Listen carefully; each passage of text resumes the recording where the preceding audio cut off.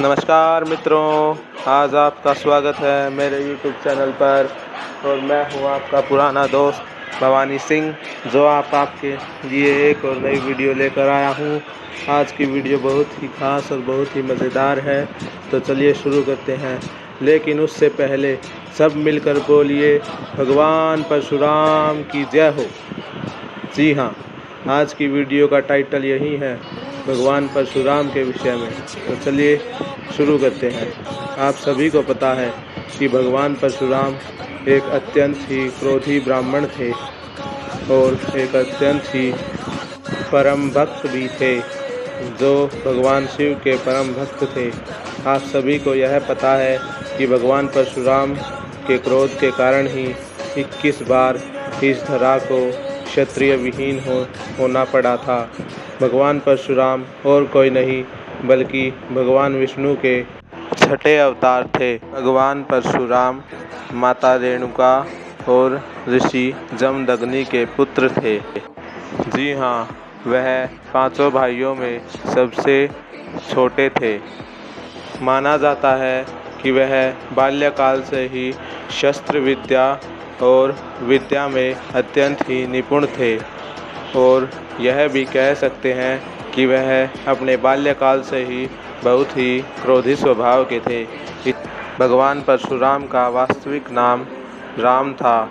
भगवान परशुराम को अपनी प्रारंभिक शिक्षा अपने दादा और अपने पिता ऋषि जमदग्नि और ऋषि कौर से प्राप्त हुई थी, और उन्हें शस्त्र विद्या अपने मामा राजा ऋषि से प्राप्त हुई थी।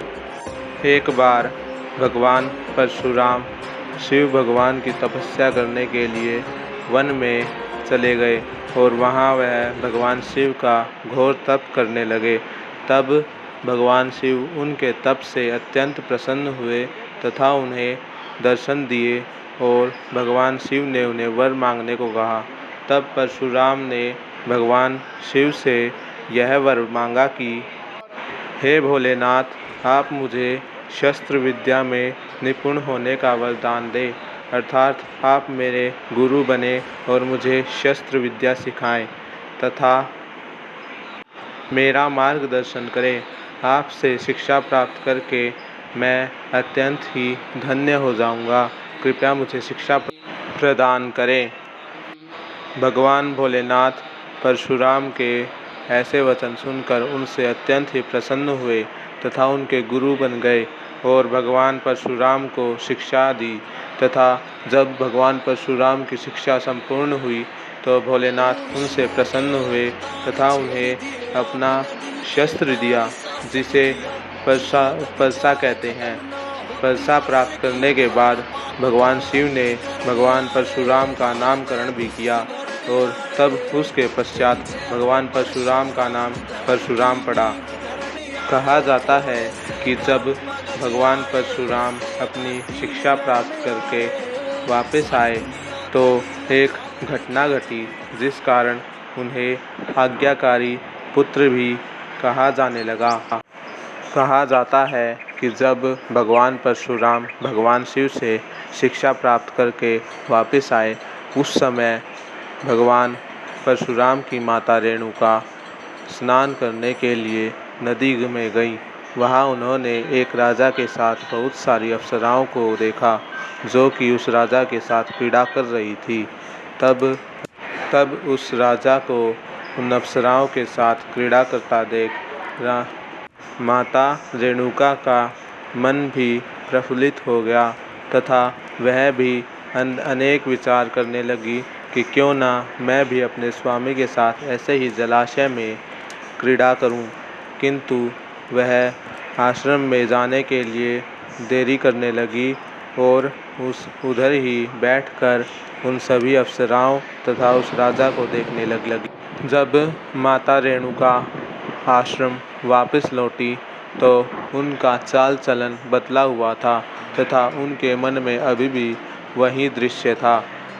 किंतु जब वह महर्षि जमदग्नि के समक्ष आई और जब महर्षि जमदग्नि ने उन्हें ऐसा देखा तो उन्होंने अपने तपोबल से सब कुछ ज्ञात कर लिया और वह अपनी पत्नी रेणुका पर अत्यंत ही क्रोधित हुए तथा अपने सभी पुत्रों को एक एक करके बुलाया और उन्हें आदेश दिया।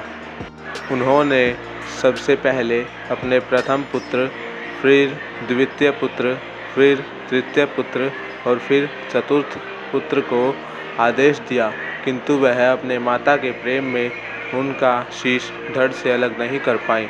फिर भगवान परशुराम को उनके पिता महर्षि जमदग्नि ने अपनी माता का शीश धड़ से अलग करने को कहा। फिर भगवान परशुराम ने निसंकोच होकर अपनी माता का शीश उनके धड़ से अलग कर दिया और वह अपने पिता का धर्म भी निभाया और आज्ञाकारी भी बनकर दिखाया। किंतु जब महर्षि जमदग्नि का क्रोध शांत हुआ तो उन्होंने अपने पुत्र से वरदान मांगने को कहा प्रसन्नता में। तब भगवान परशुराम ने यह वरदान मांगा कि वह अगर उनकी पितृभक्ति से प्रसन्न है तो वह उनकी माता का शीश फिर से जोड़ दे तथा उन्हें जीवन दान दे। भगवान परशुराम का यह कथन सुनते ही ऋषि जमदग्नि ने उनकी माता को पुनर्जीवित कर दिया।